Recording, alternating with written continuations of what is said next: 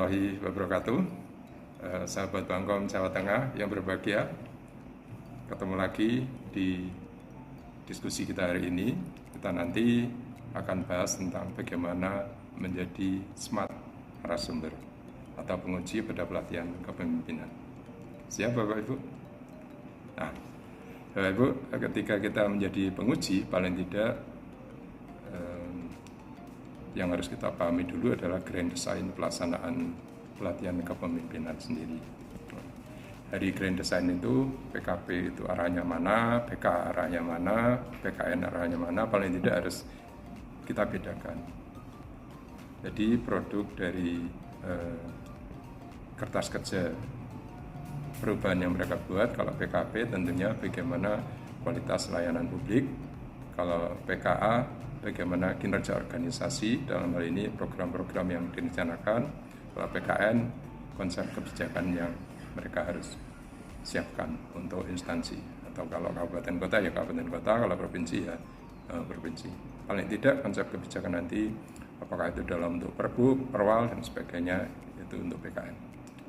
Nah Bapak Ibu, untuk itu semuanya secara detail ketika grand design itu kita dalami, Bapak Ibu bisa nanti lebih dalami di Keplan nomor 1 tentang kurikulum dan Keplan nomor 2 tahun 2023. Di situ kurikulumnya jelas, penyelenggaranya jelas, materi-materi yang diujukan jelas. Di samping 6 regulasi yang lain yang ada di naskah belakang ini. Nah, Bapak Ibu,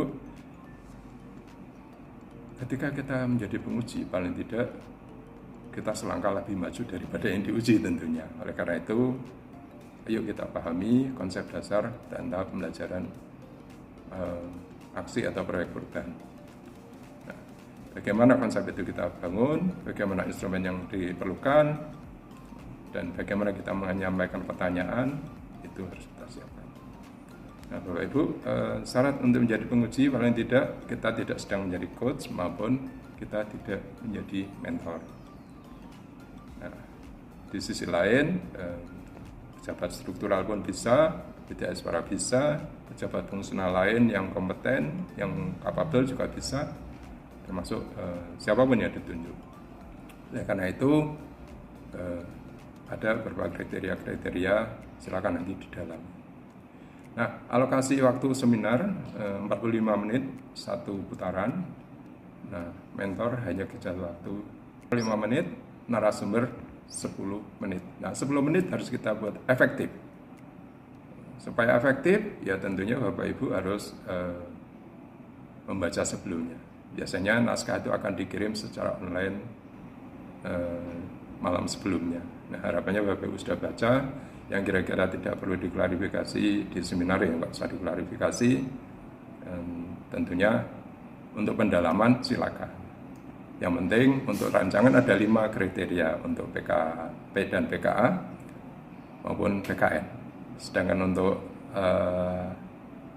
laporan implementasi proyek perubahan atau aksi perubahan untuk PKP dan PKA itu ada 7 indikator, sedangkan PKN ada 6 indikator. Nah, inilah yang harus Bapak Ibu dalami.